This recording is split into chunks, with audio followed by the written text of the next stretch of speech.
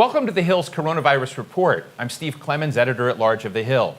Each day we are interviewing consequential international, national, and state leaders in the battle against the coronavirus. Cooperation between cities, states, and countries has been beset by challenges since this pandemic began. With different governing strategies, disparate approaches to flattening the curve, and overburdened leadership, it sometimes seems like the onus is on Americans to figure all of this out on our own.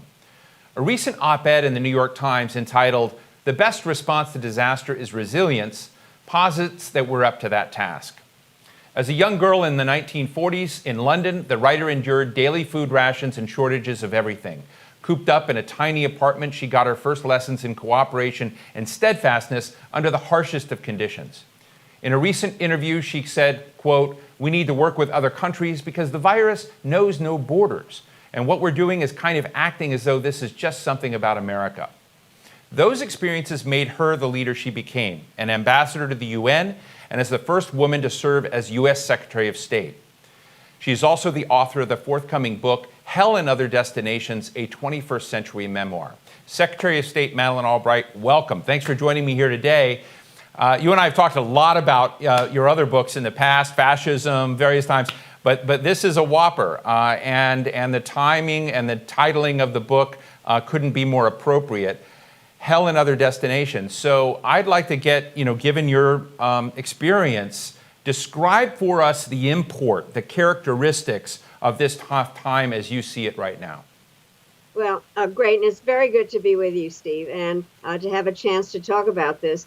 I do think that when I wrote the book, it was before the virus, and the statement hell came from one of my most famous saying, is that there's a special place in hell for women who don't help each other.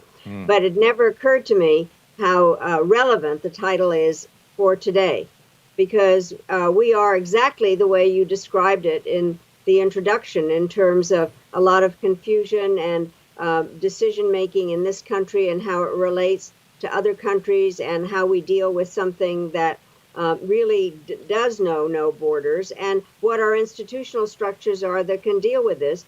And you referred to something out of my past, which is I believe that as my parents had no control over where the bombs fell in London, their behavior made all the difference. They had control only over their behavior. I think now, as individuals, we ourselves cannot figure out about the virus. All we have is control over our behavior and how we approach this and how we figure out how to solve it, to be problem solvers. One of the things that occurs to me is that Donald Trump's America First policy is something where, the consequences of that may be coming to roost, and I'd love to get your thoughts on it. I remember hearing you one time saying America will have its dark days, it will need its neighbors, it will need support. What are your thoughts?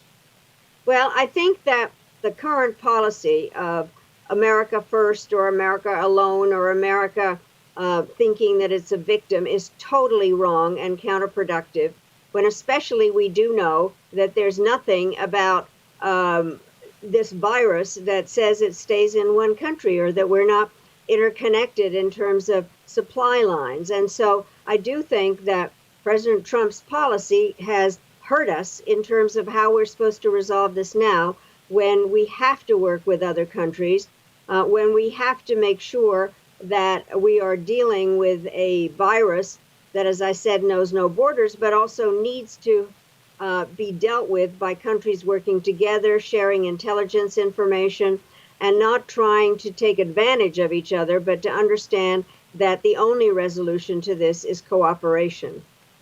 Your book, and I'd love to hear a bit more about your book and why you wrote this, is really not just about the place hell. It's about getting things done, about going from destination to destination, about not stopping and, licking your wounds or whatever it may have been, whatever situation, but just continuing to move and deal with problems.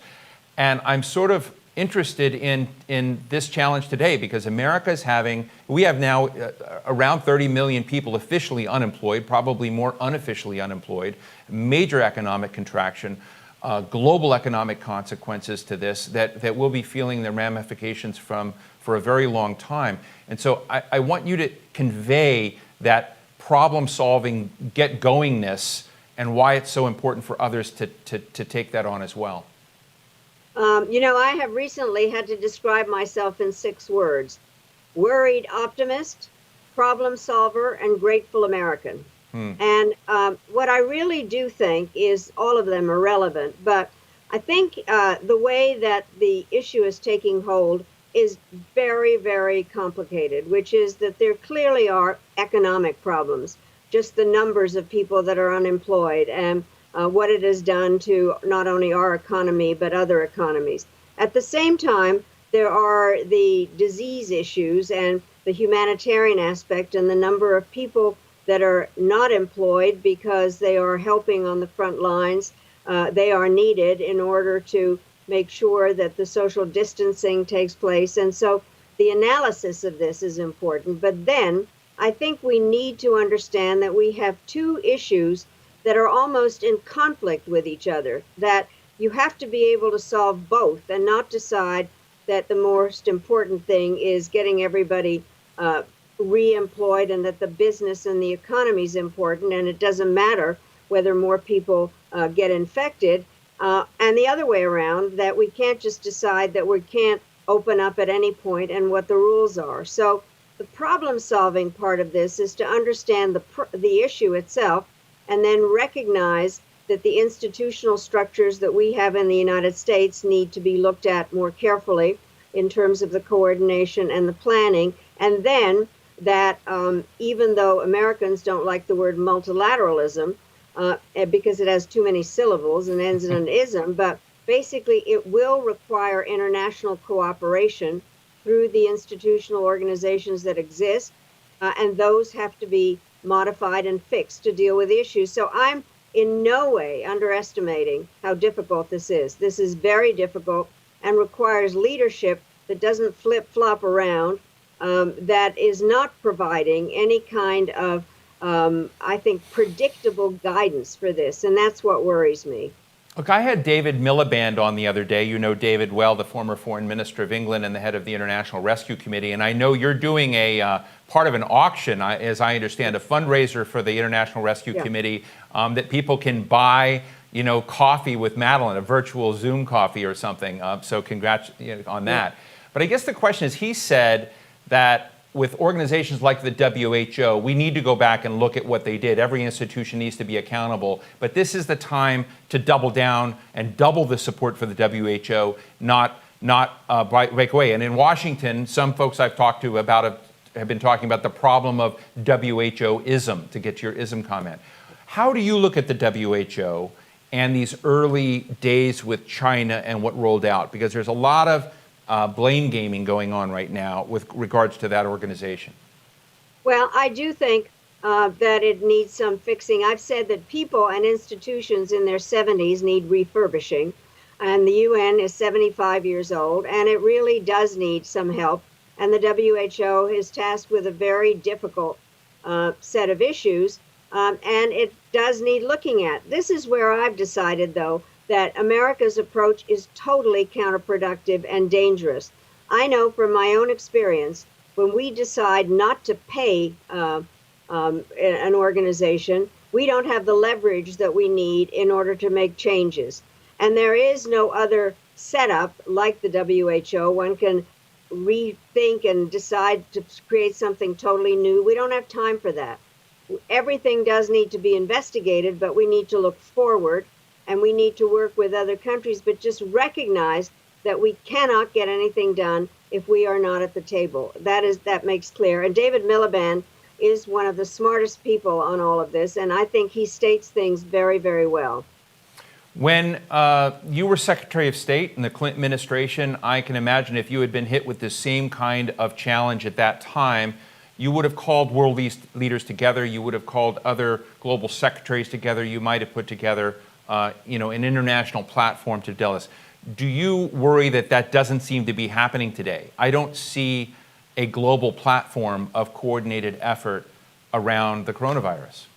I don't either. And I think you point out that we can't do this alone, and those relationships, because they have the same problems. And let me just tell you, when you call together a group of foreign ministers, everybody is conscious of national sovereignty, but also conscious of the issues that you're trying to solve. And so I think that it's unfortunate. And in fact, it's worse than that, because as I understand it, the UN Security Council is trying to follow something that the Secretary General has suggested, a ceasefire, and working in to solve this issue and not criticize the WHO. And the US is blocking that Security Council resolution. So we are not only not cooperating and not reaching out, we're doing the opposite. And I find stunning that the Secretary of State of the United States would be taking that kind of a position. You know, one of the things that you had said in that op-ed in the New York Times is that we can't approach this as if it's just America. One of my other interview subjects was Mark Dybul. Mark was President Bush's global AIDS ambassador, and he made the comment that if we don't invest in the infrastructure in what developing nations, particularly in the Southern Hemisphere, have, that we're going to get a massive return of this virus to this, that we've got to look at their health and their public health as part of our and connected to our public health. I know that you've worked a lot on the developing world. I remember a forum you did with Sam Brownback when he was a senator way back when on the importance of global development. What are we not getting in Washington right now that legislators and the people watching this broadcast need to understand about our vulnerability by not investing in that part of the world? Well, I don't know. This was a statement associated with something else, but if we don't do something about this, it will come home to America. We can be helpful for humanitarian reasons, but also for national security reasons. They don't necessarily come at opposite issues. And we know that some of the aspects of this will come to the developing world. They don't have any kind of infrastructure to deal with this. They don't have enough water to drink, much less to wash their hands.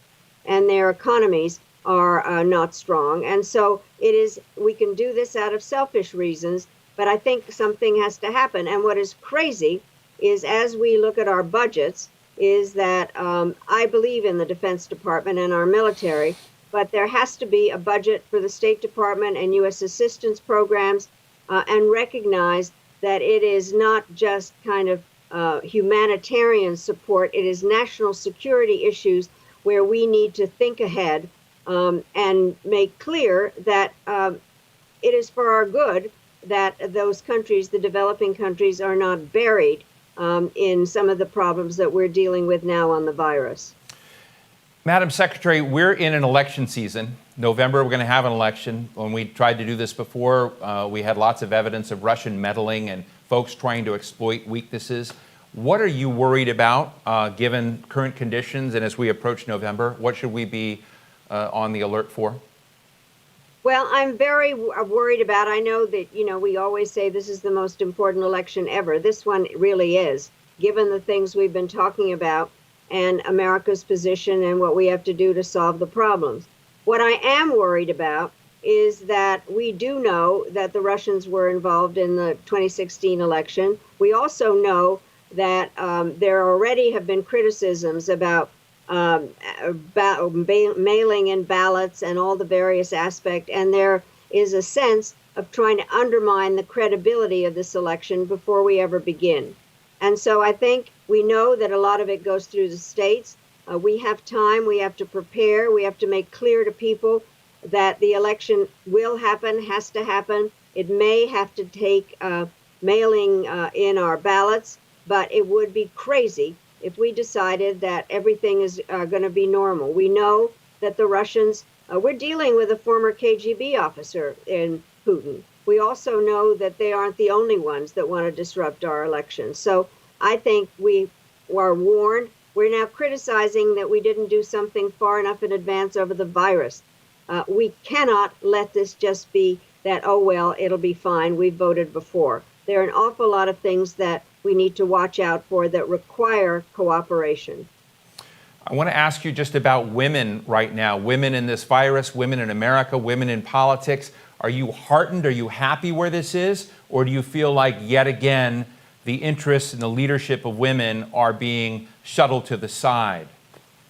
Well, I do think that there were the primaries and everything in the Democratic Party were fair, and I think Vice President Biden has made clear that he's going to have a woman vice president. I do think that we can't forget about the various problems that are out there that often are carried at the expense of women, and that some of the things that are happening in the U.S. and also in other countries, it brings domestic violence and the variety of issues that we have always been concerned about. What I find interesting is that there was articles about the fact that the countries in which they have been able to deal with the virus are those that are run by women. New Zealand, Taiwan, Norway, Germany. And the question is why? And some of it has to do, I think, with women's capabilities in multitasking and having peripheral vision, understanding that one of our main jobs as officials is to take care of people.